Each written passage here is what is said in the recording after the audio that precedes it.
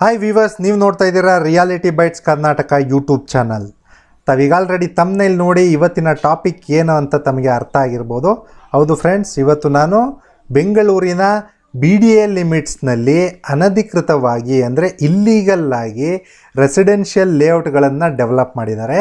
So ಇವತ್ತು ಈ ವಿಡಿಯೋದಲ್ಲಿ ತಮಗೆ ಏನೆಲ್ಲ ಮಾಹಿತಿ ಕೊಡ್ತೀನಿ ಅಂದರೆ, ಬೆಂಗಳೂರಿನ ಯಾವ ಭಾಗದಲ್ಲಿ ಅನಧಿಕೃತವಾಗಿ ಈ ರೆಸಿಡೆನ್ಷಿಯಲ್ ಲೇಔಟ್ಗಳನ್ನು ಡೆವಲಪ್ ಮಾಡಿದ್ದಾರೆ, ಹಾಗೆ ಯಾವೆಲ್ಲ ಸರ್ವೆ ನಂಬರ್ಗಳಲ್ಲಿ ಈ ಲೇಔಟ್ಗಳನ್ನು ಡೆವಲಪ್ ಮಾಡಿದ್ದಾರೆ, ಯಾಕೆ ಇದನ್ನು ಅನಧಿಕೃತ ಬಡಾವಣೆ ಅಂತ ನಾವು ಕರಿತೀವಿ.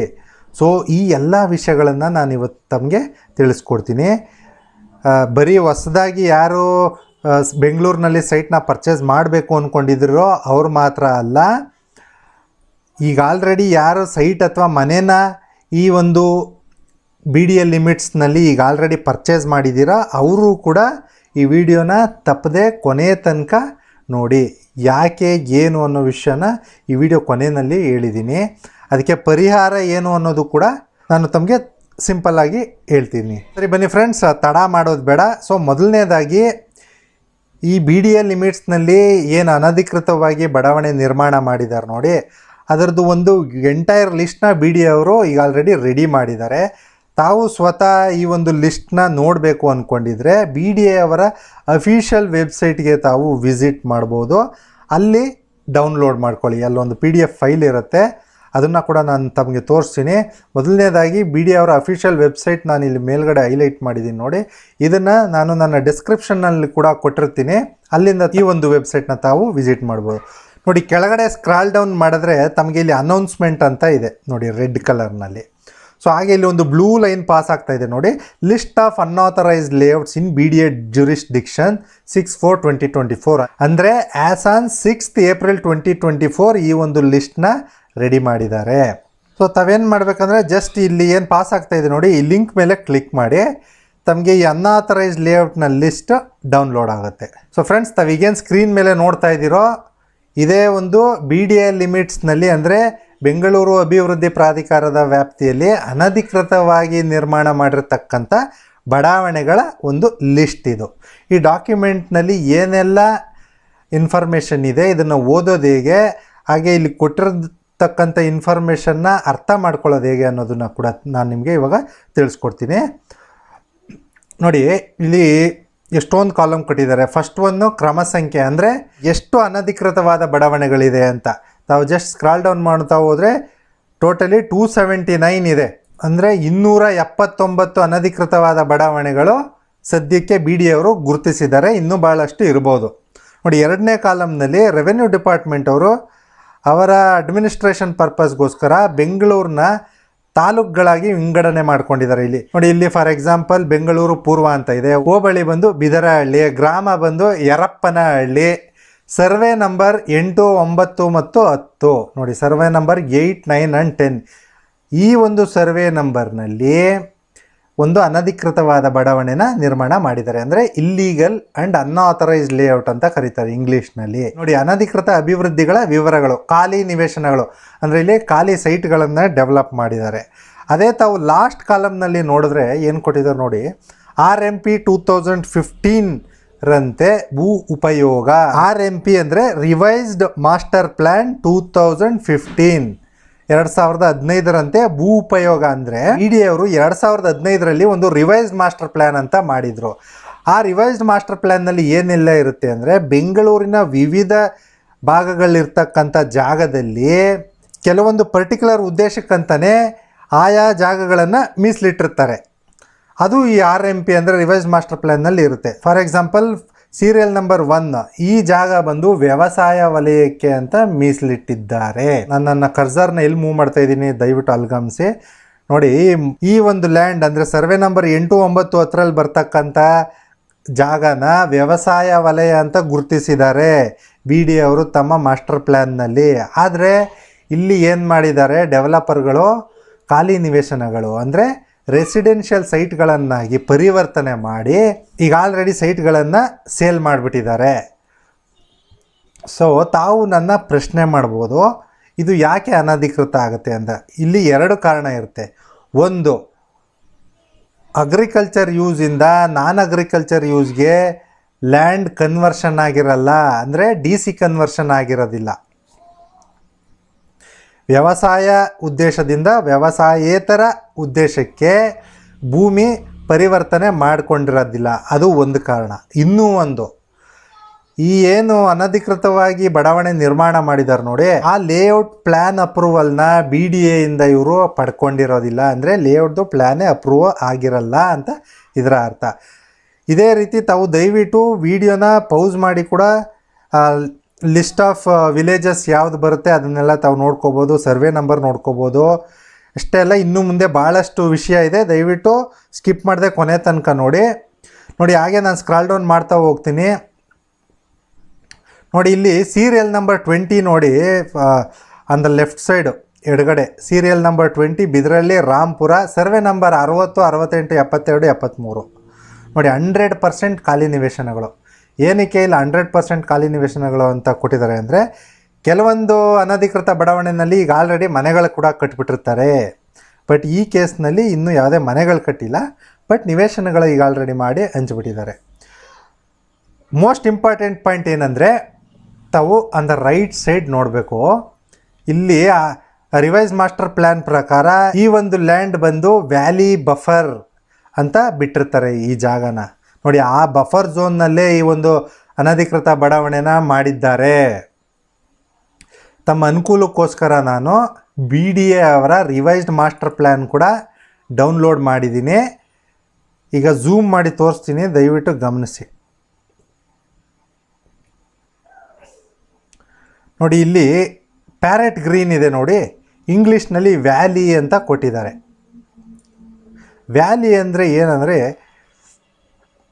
ಈ ರಾಜಕಾಲುವೆಗಳಿರ್ತವೆ ನೋಡಿ, ಅದು ಈ ಕೆರೆಗಳಿಗೆ ನೀರು ಹೋಗುವಂಥ ಜಾಗಗಳು, ಅದನ್ನೆಲ್ಲ ವ್ಯಾಲಿ ಅಂತ ಕರೀತಾರೆ. ತಾವಿಲ್ಲಿ ನೋಡ್ಬೋದು ಗ್ರೀನ್ ಕಲರ್ ಏನು ಹೋಗಿದೆ, ನಾನು ಕರ್ಸರ್ ಮೂವ್ ಮಾಡ್ತಾಯಿದ್ದೀನಿ ನೋಡಿ, ಪ್ಯಾರೆಟ್ ಗ್ರೀನ್, ಇದೆಲ್ಲ ವ್ಯಾಲಿ.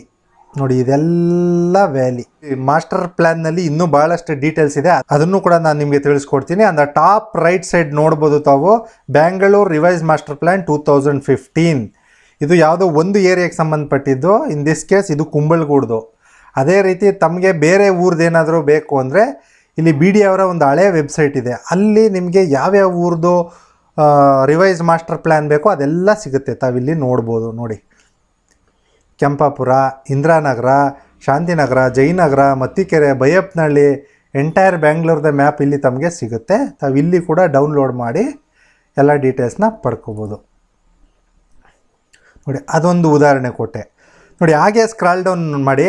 ನೋಡಿ, ಸೀರಿಯಲ್ ನಂಬರ್ 42 ಕಾಡು ಸೊಣ್ಣಪ್ಪನಹಳ್ಳಿ, ಸರ್ವೆ ನಂಬರ್ 25 ಮತ್ತು 10 ಖಾಲಿ ನಿವೇಶನಗಳನ್ನು ಅಲ್ಲಿ ಮಾಡಿದ್ದಾರೆ.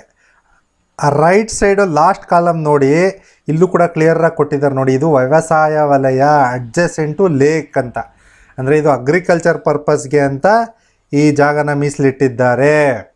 ಹಾಗೆ ಇದು ಒಂದು ಕೆರೆ ಪಕ್ಕದಲ್ಲೇ ಇರ್ತಕ್ಕಂಥ ಜಾಗ. ಕೆರೆ ಪಕ್ಕದಲ್ಲಿದೆ ಅಂದರೆ ಅದಕ್ಕೆ ಒಂದು ಬಫರ್ ಝೋನ್ ಅಂತ ಇರುತ್ತೆ.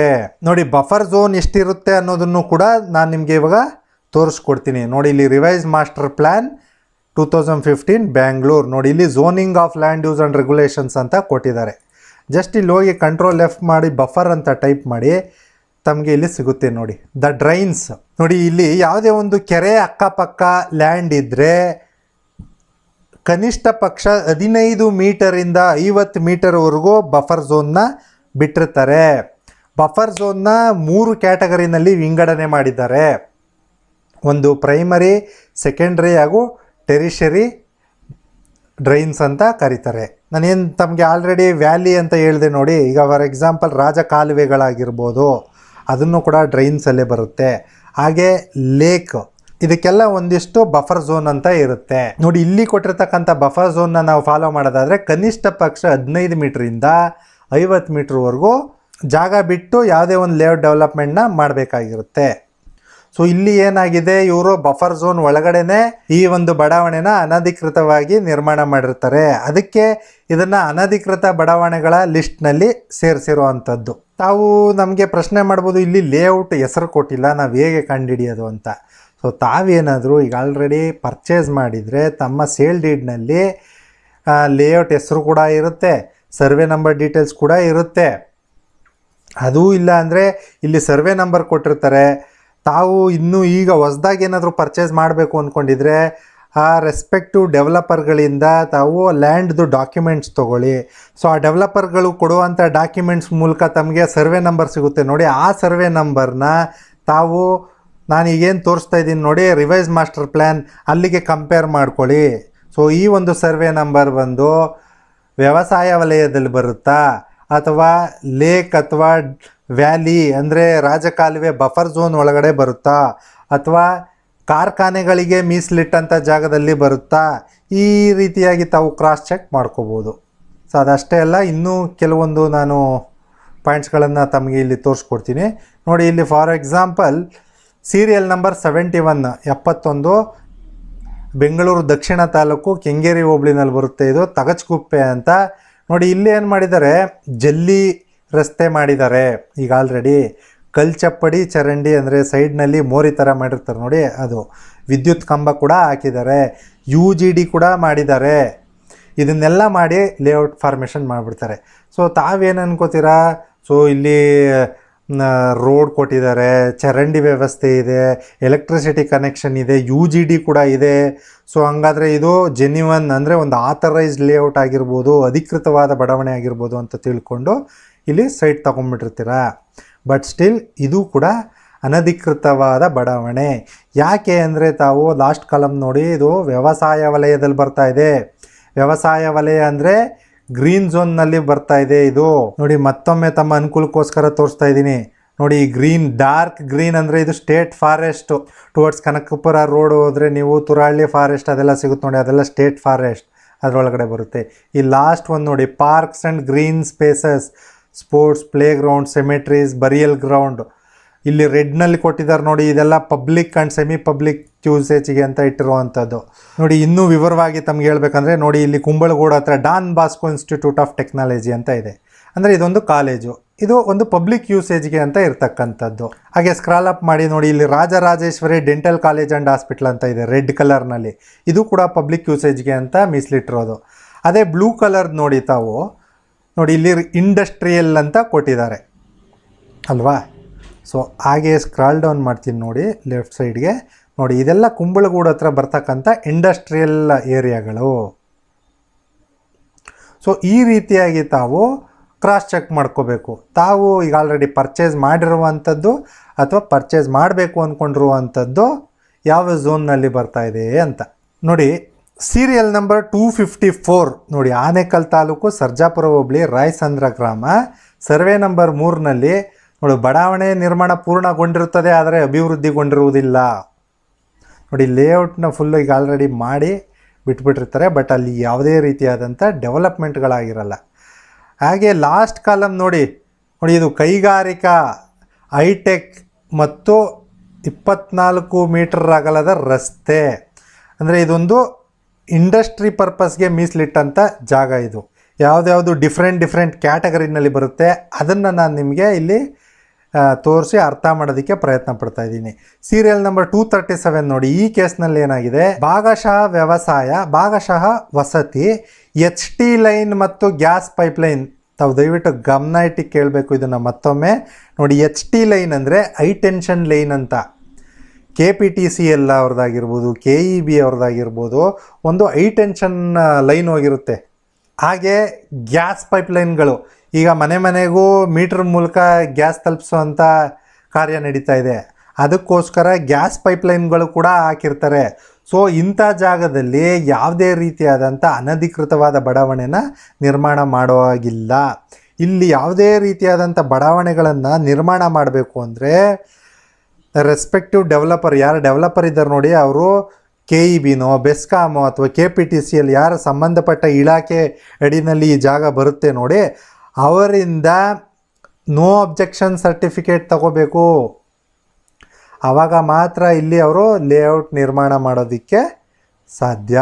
ಸೊ ಇಲ್ಲಿ ಏನಾಗಿರುತ್ತೆ, ಇವರು ಯಾವುದೇ ರೀತಿಯಾದಂಥ NOCಗಳಾಗಲಿ ಅಪ್ರೂವಲ್ ಆಗಲಿ ಏನೂ ಪಡ್ಕೊಂಡಿರಲ್ಲ ನೋಡಿ. ಈಗ ಇಲ್ಲಿ ಇನ್ನೂ ಒಂದು ಡಿಫ್ರೆಂಟ್ ಕ್ಯಾಟಗರಿ ಇದು ಎಕ್ಸಾಂಪಲ್ ಕೊಡ್ತಾ ಇದ್ದೀನಿ.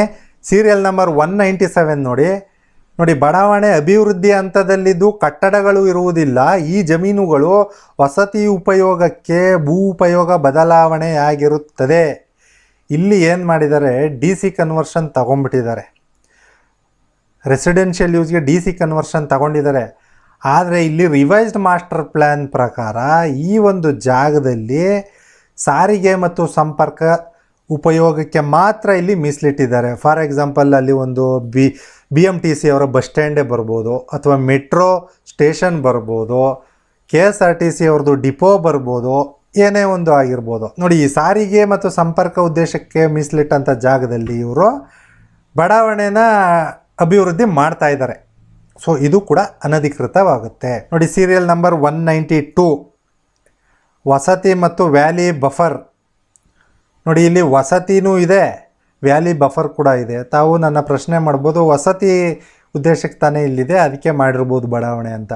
ಅದಕ್ಕೆ ಮಾಡಿರ್ಬೋದು, ಬಟ್ ಸ್ಟಿಲ್ ಯಾಕೆ ಅನಧಿಕೃತ ಆಗುತ್ತೆ ಅಂದರೆ, ನಾನು ಮೊದಲೇ ಹೇಳಿದಾಗೆ ಐದರ್ ಇವರು DC ಕನ್ವರ್ಷನ್ ಮಾಡಿಸಿರಲ್ಲ, ಹಾಗೆ BDAಯಿಂದ ಲೇಔಟ್ ಪ್ಲ್ಯಾನ್ ಅಪ್ರೂವಲ್ ತಗೊಂಡಿರಲ್ಲ. ಅದು ಒಂದು ಕಾರಣ ಆಗಿದ್ದರೆ, ಇನ್ನೊಂದು ಈ ಒಂದು ಬಡಾವಣೆ ಏನು ನಿರ್ಮಾಣ ಮಾಡ್ತಾ ಇದ್ದಾರೆ, ಇದು ಬಹುಶಃ ಈ ವ್ಯಾಲಿ ಬಫರ್ ಅಂದರೆ ಈ ರಾಜಕಾಲುವೆ ಅಥವಾ ಕೆರೆಗಳಿಗೆ ಏನು ಬಫರ್ ಝೋನ್ ಬಿಟ್ಟಿರ್ತಾರೆ ನೋಡಿ, ವಾಟರ್ ಬಾಡೀಸ್ಗೆ, ಆ ಬಫರ್ ಝೋನ್ ಕೂಡ ಎಂಕ್ರೋಚ್ ಮಾಡಿ ಇವರು ಬಡಾವಣೆ ಮಾಡಿರುವಂಥ ಸಾಧ್ಯತೆಗಳು ಇರುತ್ತೆ. ಅದಕ್ಕೆ ಇದನ್ನು ಅನ್ಆಥರೈಸ್ ಲೇಔಟ್ ಅಂದರೆ ಅನಧಿಕೃತ ಬಡಾವಣೆಯ ಲಿಸ್ಟ್ನಲ್ಲಿ ಸೇರಿಸಿದ್ದಾರೆ. ನೋಡಿ, ಇಲ್ಲಿ ಸೀರಿಯಲ್ ನಂಬರ್ 182 ನೋಡಿ, ಇಲ್ಲಿ ಯಾವ ಉದ್ದೇಶಕ್ಕೆ ಕೊಟ್ಟಿದ್ದಾರೆ ಜಾಗ ಅಂದರೆ, ನೋಡಿ, ವಸತಿ ಸೆನ್ಸಿಟಿವ್ ಅಂತ ಕೊಟ್ಟಿದ್ದಾರೆ, ಹಾಗೂ ಭಾಗಶಃ ವ್ಯಾಲಿ ಬಫರ್ ಅಂತ ಕೊಟ್ಟಿದ್ದಾರೆ. ವಸತಿ ಸೆನ್ಸಿಟಿವ್ ಅಂತ ಯಾಕೆ ಕೊಟ್ಟಿದ್ದಾರೆ ಅಂದರೆ, ನೋಡಿ, ಅಲ್ಲಿ ವ್ಯಾಲಿ ಬಫರ್ ಇದೆ ಅಂದರೆ ಐದರ್ ರಾಜಕಾಲುವೆ ಇರ್ಬೋದು ಅಥವಾ ಕೆರೆ ಇರ್ಬೋದು. ಈ ಅಕ್ಕಪಕ್ಕದಲ್ಲಿ ವಸತಿ ಬಡಾವಣೆಗಳು ಎದ್ದೇಳಿದ್ರೆ, ತಮಗೆ ಜ್ಞಾಪಕ ಇರ್ಬೋದು, ಈಗ ಲಾಸ್ಟ್ ಇಯರ್ ಅಥವಾ ಅದಕ್ಕೆ ಹೋದ ವರ್ಷ ಬೆಂಗಳೂರಿನಲ್ಲಿ ಬೆಳ್ಳಂದೂರು ಲೇಕ್ ಎಲ್ಲ ಓವರ್ಫ್ಲೋ ಆಗಿ ಇಡೀ ರಸ್ತೆಯಲ್ಲೇ ನೀರು ನಿಂತಿತ್ತು, ಪ್ರತಿಯೊಂದು ಮನೆಗೂ ನೀರು ನುಗ್ಗಿತ್ತು. ಆ ಒಂದು ಕಾರಣಕ್ಕೆ ಇದನ್ನು ಸೆನ್ಸಿಟಿವ್ ಅಂತ ಕ್ಯಾಟಗರೈಸ್ ಮಾಡಿರ್ಬೋದು ಅಂತ ನನ್ನ ಅಭಿಪ್ರಾಯ. ಸೊ ಇಲ್ಲಿ ತಾವೇನಾದರೂ ಸೈಟ್ ತಗೊಂಡು ಮನೆ ಕಟ್ಟಿದ್ರೆ ಫ್ಯೂಚರ್ನಲ್ಲಿ ರಾಜಕಾಲುವೆಗಳು ಎಲ್ಲ ಬ್ಲಾಕ್ ಆಗಿ ಅಥವಾ ಓವರ್ಫ್ಲೋ ಆಗಿ ತಮ್ಮ ಮನೆಗಳಿಗೆ ನೀರು ನುಗ್ಗುವ ಸಾಧ್ಯತೆಗಳಿರುತ್ತೆ. ಸೊ ಈ ಎಲ್ಲ ವಿಷಯಗಳನ್ನು ತಾವು ದಯವಿಟ್ಟು ಗಮನಿಸಬೇಕು. ಸೈಟ್ ಅಥವಾ ಮನೆಯನ್ನು ಪರ್ಚೇಸ್ ಮಾಡೋದಕ್ಕೂ ಮೊದಲೇ ಈ ರೀತಿಯಾಗಿ ಡಾಕ್ಯುಮೆಂಟ್ ಟು ಡಾಕ್ಯುಮೆಂಟ್ ಚೆಕ್ ಮಾಡಿಕೊಂಡು ತಾವು ಎಚ್ಚರಿಕೆಯ ಜನ ಇಡಬೇಕು ಅಂತ ನಾನು ತಮ್ಮಲ್ಲಿ ಕೇಳ್ಕೊತೀನಿ. ನೋಡಿ, ಇಲ್ಲಿ ಸೀರಿಯಲ್ ನಂಬರ್ 166 ಆನೆಕಲ್ಲು ಜಿಗಣಿ. ನೋಡಿ, ಇಲ್ಲಿ ವ್ಯವಸಾಯ ಭಾಗಶಃ ಅರಣ್ಯ ವಲಯ. ನೋಡಿ, ಫಾರೆಸ್ಟ್ ಲ್ಯಾಂಡ್ ಕೂಡ ಇರುತ್ತೆ. ಫಾರೆಸ್ಟ್ ಲ್ಯಾಂಡ್ ಬಫರ್ ಝೋನ್ನಲ್ಲಿ ಲೇಔಟ್ ಮಾಡಿಬಿಟ್ಟಿರ್ತಾರೆ. ಇದೆಲ್ಲ ಅನಧಿಕೃತ ಆಗುತ್ತೆ. ನೋಡಿ ಫ್ರೆಂಡ್ಸ್, ಈ ರೀತಿಯಾಗಿ ಟೋಟಲಿ 279 ಬಡಾವಣೆಗಳನ್ನು ಇಲ್ಲಿ ಗುರುತಿಸಿದ್ದಾರೆ. ಸದ್ಯಕ್ಕೆ ತಮಗೆ ಪರ್ಟಿಕ್ಯುಲರಾಗಿ ಯಾವ ಲೇಔಟು ಏನು ಅಂತ ಗೊತ್ತಾಗಬೇಕಾದ್ರೆ ದಯವಿಟ್ಟು ಸರ್ವೆ ನಂಬರ್ ಡೀಟೇಲ್ಸ್ನ ತೊಗೊಂಡು ಈ ಒಂದು ಮಾಸ್ಟರ್ ಪ್ಲ್ಯಾನ್ನಲ್ಲಿ ತಾವು ಕ್ರಾಸ್ ಚೆಕ್ ಮಾಡ್ಕೋಬೋದು. ಅಥವಾ ಲೇಔಟ್ ಪ್ಲ್ಯಾನ್ ಅಪ್ರೂವಲ್ ಇದೆಯಾ, DC ಕನ್ವರ್ಷನ್ ಆಗಿದೆಯಾ ಇಲ್ವಾ, ಸೈಟ್ ರಿಲೀಸ್ ಆರ್ಡ್ರ್ಗಳಿದೆಯಾ, ಖಾತಾ ರೆಡಿ ಇದೆಯಾ. ಈಗ ಆಲ್ರೆಡಿ ತಗೊಂಡಿರೋರಿಗೆ ಎಷ್ಟೋ ಜನಕ್ಕೆ ಖಾತಾನೇ ಆಗಿರೋದಿಲ್ಲ, ಅದು ಆಗೋದು ಇಲ್ಲ. ಯಾಕಂದರೆ ಇದೆಲ್ಲ ಅನಧಿಕೃತವಾದ ಬಡಾವಣೆ, ಹಾಗಾಗಿ ಖಾತಾ ಕೂಡ ಆಗಲ್ಲ ಅಂತ ತಮಗೆ. ಸೊ ಹಂಗಾಗಿ ದಯವಿಟ್ಟು ತುಂಬ ಹುಷಾರಾಗಿರಿ. ತಾವು ಗೂಗಲಲ್ಲಿ ಹೋಗಿ ರಿವೈಸ್ಡ್ ಮಾಸ್ಟರ್ ಪ್ಲ್ಯಾನ್ 2015 ಅಂತ ಹೊಡೆದ್ರೆ ಈ ಒಂದು PDF ಸಿಗುತ್ತೆ. ಇಲ್ಲಿ ತಾವು ಝೋನಿಂಗ್ ಆ್ಯಂಡ್ ರೆಗ್ಯುಲೇಷನ್ಸ್ ಈ ಎಲ್ಲ ಡೀಟೇಲ್ಸ್ ತಮಗೆ ಈ ಡಾಕ್ಯುಮೆಂಟ್ನಲ್ಲಿ ಸಿಗುತ್ತೆ. ಸರಿ, ಕೊನೆಯದಾಗಿ ಈಗ ಆಲ್ರೆಡಿ ಒಂದು ಲೇಔಟ್ಗಳಲ್ಲಿ ಸೈಟ್ ಅಥವಾ ಮನೇನ ಪರ್ಚೇಸ್ ಮಾಡಿರೋರು ಏನು ಮಾಡಬೇಕು ಅಂತ ತಾವು ನನ್ನ ಪ್ರಶ್ನೆ ಮಾಡ್ಬೋದು. ಸೊ ಅಂಥವರು ಏನು ಮಾಡಬೇಕಂದ್ರೆ, ತಾವು ಸರ್ಕಾರದಿಂದ ಅಕ್ರಮ ಸಕ್ರಮ ಸ್ಕೀಮ್ ಸ್ಟಾರ್ಟ್ ಆಗೋವರೆಗೂ ತಾವು ಕಾಯಬೇಕು. ಸರ್ಕಾರ ಅಕ್ರಮ ಸಕ್ರಮ ಸ್ಕೀಮ್ ಮೂಲಕ ತಮ್ಮೆಲ್ಲ ಪ್ರಾಪರ್ಟಿಗಳನ್ನು ರೆಗ್ಯುಲರೈಸ್ ಮಾಡೋವರೆಗೂ ತಾವು ಕಾಯಬೇಕಾಗತ್ತೆ. ಎರಡನೇದು, ಎಲ್ಲ ಪ್ರಾಪರ್ಟಿಗಳು ಕೂಡ ರೆಗ್ಯುಲರೈಸ್ ಆಗುತ್ತೆ ಅಂತ ಹೇಳೋದಕ್ಕಾಗೋದಿಲ್ಲ. ಫಾರ್ ಎಕ್ಸಾಂಪಲ್, ಇವಾಗ ಒಂದು ರಾಜಕಾಲುವೆ, ಕೆರೆ ಅಥವಾ ಗೋಮಾಳ ಈ ರೀತಿಯಾದಂಥ ಜಾಗಗಳಲ್ಲೇನಾದರೂ ಒತ್ತುವರಿ ಮಾಡಿ ಲೇಔಟ್ ನಿರ್ಮಾಣ ಮಾಡಿದರೆ ಅಥವಾ ಬಫರ್ ಝೋನ್ ಒಳಗಡೆ ಬಂದರೆ ಅಂಥ ಜಾಗಗಳನ್ನು ಸರ್ಕಾರ ರೆಗ್ಯುಲರೈಸ್ ಮಾಡೋದಿಲ್ಲ. ಅಕ್ರಮ ಸಕ್ರಮ ಸ್ಕೀಮ್ ಸ್ಟಾರ್ಟ್ ಆದರೂ ಕೂಡ ಇಂಥ ಪ್ರಾಪರ್ಟಿಗಳನ್ನು ರೆಗ್ಯುಲರೈಸ್ ಮಾಡೋದಿಲ್ಲ. ಸೊ ಹಂಗಾಗಿ ಇನ್ನು ಮುಂದಕ್ಕೆ ಈ ಒಂದು ಅನಧಿಕೃತ ಬಡಾವಣೆಗಳಲ್ಲಿ ಯಾರಾದರೂ ಸೈಟ್ ಅಥವಾ ಮನೇನ ಪರ್ಚೇಸ್ ಮಾಡಬೇಕು ಅಂದ್ಕೊಂಡಿದ್ರೆ ಅಂಥವರು ತುಂಬ ಕೇರ್ಫುಲ್ಲಾಗಿರಬೇಕಾಗತ್ತೆ. ಸೊ ಫ್ರೆಂಡ್ಸ್, ತಮಗೆಲ್ಲ ಈ ವಿಡಿಯೋ ಇಷ್ಟ ಆಗಿದೆ ಅಂತ ಅಂದ್ಕೊಂಡಿದ್ದೀನಿ. ನಮಗೆ ಇಷ್ಟ ಆಗಿದ್ರೆ ದಯವಿಟ್ಟು ಲೈಕ್ ಮಾಡಿ, ತಮ್ಮ ಫ್ಯಾಮಿಲಿ ಫ್ರೆಂಡ್ಸ್ಗಳಲ್ಲಿ ಈ ವಿಡಿಯೋನ ಶೇರ್ ಮಾಡಿ. ತಮಗೆ ಯೂಸ್ ಆಗದೇ ಇದ್ದರೂ ಮತ್ತೆ ಇನ್ಯಾರಿಗೂ ಈ ಒಂದು ವಿಡಿಯೋಯಿಂದ ಖಂಡಿತವಾಗಿ ಯೂಸ್ ಆಗೇ ಆಗುತ್ತೆ. ಬೆಂಗಳೂರಿನಲ್ಲಿ ಪ್ರತಿಯೊಬ್ಬರು ತಮ್ಮ ಕನಸಿನ ಮನೆ ಕಟ್ಕೋಬೇಕು ಅಂದ್ಕೊಂಡಿರ್ತಾರೆ. ಅಂಥವ್ರು ಯಾರೂ ಕೂಡ ಮೋಸ ಹೋಗಬಾರ್ದು ಅನ್ನೋದೇ ನನ್ನ ಉದ್ದೇಶ. ಸೊ ಹಂಗಾಗಿ ಇದೊಂದೇ ವಿಡಿಯೋ ಅಲ್ಲ, ತಾವು ಯಾರಾದರೂ ಇದೇ ಮೊದಲನೇ ಸಲ ನನ್ನ ಚಾನಲ್ನ ನೋಡ್ತಾಯಿದ್ರೆ ದಯವಿಟ್ಟು ನಮ್ಮ ಚಾನಲ್ ವಿಸಿಟ್ ಮಾಡಿ. ಈ ರೀತಿಯಾಗಿ ಜನರನ್ನು ಎಚ್ಚರಿಸುವಂಥ ಕೆಲಸನ ನಾನು ಈಗ ಆಲ್ರೆಡಿ ಭಾಳಷ್ಟು ವಿಡಿಯೋಗಳಲ್ಲಿ ಮಾಡಿದ್ದೀನಿ. ರಿಯಲ್ ಎಸ್ಟೇಟ್ನಲ್ಲಿ ಯಾವ ರೀತಿ ಮೋಸಗಳಾಗುತ್ತೆ, ಹೇಗೆಲ್ಲ ತಾವು ಮೋಸ ಹೋಗೋದನ್ನು ತಡೆಗಟ್ಬೋದು, ಈ ಥರ ಭಾಳಷ್ಟು ವಿಡಿಯೋನ ನಾನು ಮಾಡಿದ್ದೀನಿ. ತಾವು ದಯವಿಟ್ಟು ಫ್ರೀ ಇದ್ದಾಗ ನನ್ನ ಚಾನಲ್ನ ವಿಸಿಟ್ ಮಾಡಿ. ಕೊನೆಯದಾಗಿ ನನ್ನ ಚಾನಲ್ನ ಸಬ್ಸ್ಕ್ರೈಬ್ ಮಾಡೋದನ್ನು ಮರಿಬೇಡಿ. ಹಾಗೆ ಮೈಸೂರಿನ ಸುತ್ತಮುತ್ತ ಯಾರಾದರೂ ಸೈಟ್ ಅಥವಾ ಮನೇನ ಸೇಲ್ ಮಾಡಬೇಕು ಅಂದ್ಕೊಂಡಿದ್ರೆ ಸ್ಕ್ರೀನ್ ಮೇಲೆ ಕಾಣಿಸ್ತಾ ಇರ್ತಕ್ಕಂಥ ನಂಬರ್ಗೆ ಕಾಲ್ ಮಾಡಿ. ನಾವು ನಿಮ್ಮ ಲೊಕೇಶನ್ಗೆ ಬಂದು ನಿಮ್ಮ ಪ್ರಾಪರ್ಟಿ ವಿಡಿಯೋ ಮಾಡಿ, ಒಂದು ಒಳ್ಳೆ ಕಂಟೆಂಟ್ ಕ್ರಿಯೇಟ್ ಮಾಡಿ ಆದಷ್ಟು ಬೇಗ ನಿಮ್ಮ ಪ್ರಾಪರ್ಟಿ ಸೇಲ್ ಆಗೋ ರೀತಿ ಹೆಲ್ಪ್ ಮಾಡ್ತೀವಿ. ಸೊ ಮತ್ತೆ ಸಿಗೋಣ ನೆಕ್ಸ್ಟ್ ವಿಡಿಯೋದಲ್ಲಿ. ಅಲ್ಲಿವರೆಗೂ take care, bye bye. Thanks for watching the video.